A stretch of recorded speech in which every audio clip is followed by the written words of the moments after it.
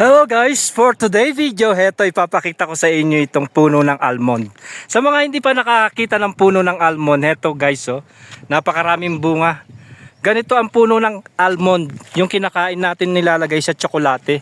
Ito yon, nakikita ninyo, oh, pag hilaw siya, berde. Ayan, oh, pag hinog na siya, makukulay-kulay brown na siya at malutong. Ayan, oh. Ganito ang itsura niya guys. Kuha tayo at papakita ko sa inyo. Ganyan ang itsura niya kapag hilaw. At kapag hilaw siyang ganyan, lasa sa mangga.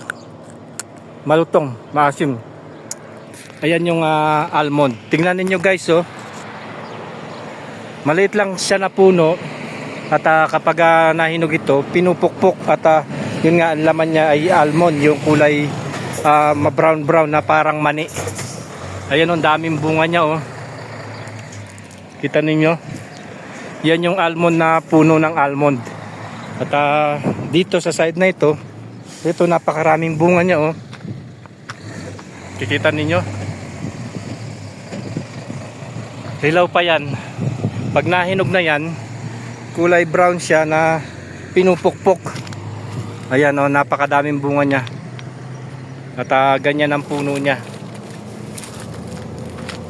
Kikita ninyo?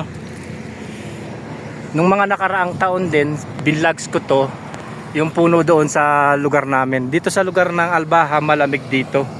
At napakagandang tumubo nitong almond dahil ang almond tumutubo sa malamig na lugar. Sa kabundukan. At ayan guys, ito siya kapag hilaw. Ganyan ang itsura niya. Para siyang mangga at maasim-asim. At tikman natin guys, papakita ko sa inyo. Ganyan, no? Maasim siya, sarap. At kapag nahinog nito, diyan nalalaglag lang at pinupukpok. Ito yung nilalagay sa tsokolate, alam nyo ba? Ayan, daming bunga, oh. Sa taas at dito rin sa ibaba. Yan yung almond guys. Sa mga hindi pa nakakakita ng puno ng almond na yan guys, sinare ko lamang sa inyo para makita ninyo kung paano mamunga ang almond. Ganyan ang itsura niya. Matagal na panahon na itong puno na yan. Tingnan ninyo, oh.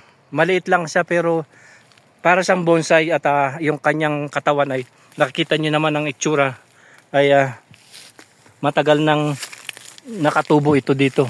Since nandito pa ako 2014, ganyan nito.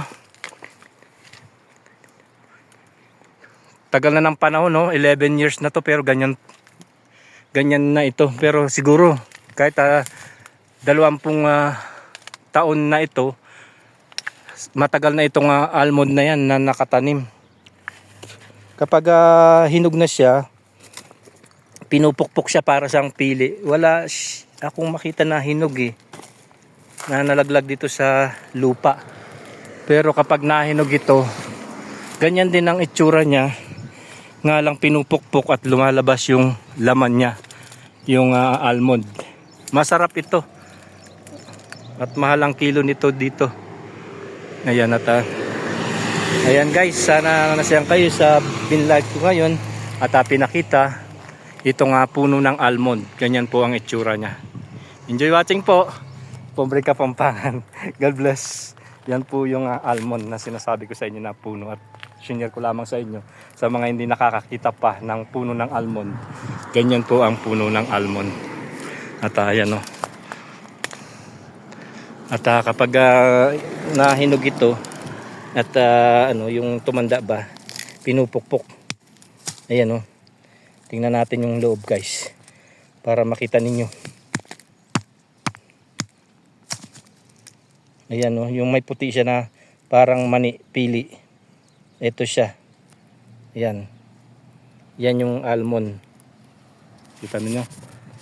Makatas siya, matamis. Lasang mani. Sarap. Yan po. So ayan guys. Maraming pong salamat sa panonood. At sana siyang kayo sa binlogs ko. Pobre Kapampangan ulit. God bless. A tree of almond.